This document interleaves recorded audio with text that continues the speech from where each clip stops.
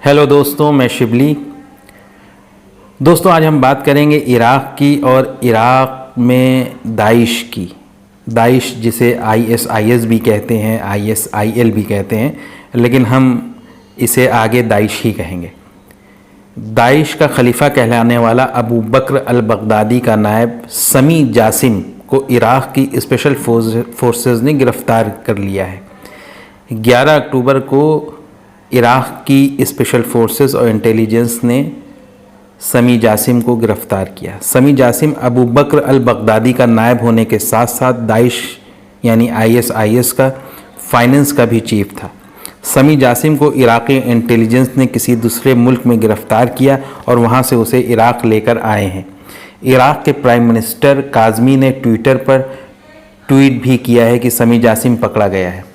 सरसरी नज़र में ये इराक़ की बड़ी कामयाबी है। आप जानते हैं कि दाइश इराक़ में पैदा हुई, इसने इराक़ और सीरिया में तबाही मचाई, इंसानों का ख़ासकर मुसलमानों का बेदरीग़ खून बहाया, ऐसा माहौल बनाया जिससे शिया सुन्नियों के बीच नफ़रत के पहाड़ खड़े हो गए।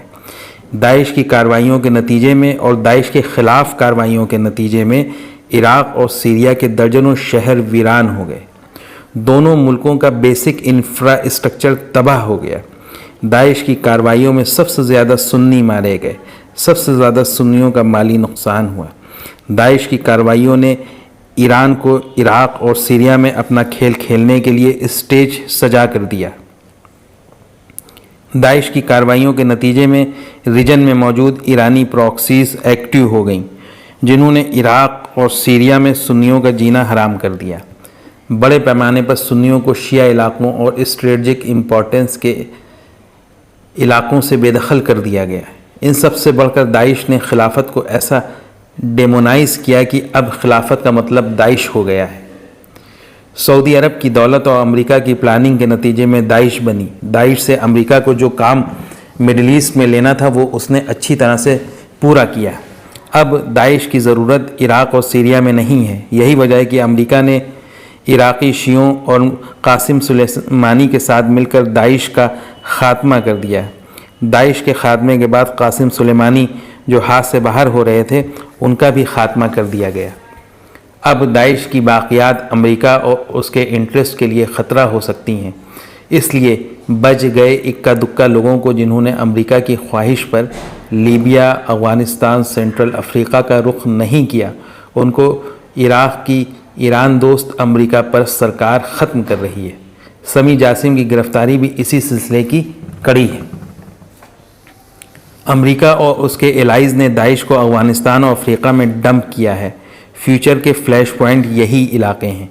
दाइश की विलायत लीबिया को जलालुद्दीन ट्यूनिसी चला रहा है। विलायत मोज़ाम्बिक दाइशी सरगना अबू यासिर हसन देख रहा है। सोमालिया में दाइश की कार्रवाइयों का हेड अब्दुल कादिर मोमिन है। दाइश की सेंट्रल अफ्रीकन विलायत का चीफ मूसा बलूकू है। इस वक्त अफ्रीका में सेंट्रल अफ्रीकन रिपब्लिक, चाड, कांगो, माली, नाइजीरिया, सोमालिया, मोज़ाम्बिक, लीबिया में दाइश की एक्टिविटी हो रही है, जिसने रीजन को डिस्टर्ब कर दिया है। मुसलमानों और लोकल ईसाइयों को आमने सामने ला खड़ा किया है। अगर अफ्रीका में दाइश ने मजबूती से कदम जमा लिए तो बहुत तबाहकुन होगा, क्योंकि काले बहुत बेदर्द और लीथल होते हैं। ये उनका कल्चर है।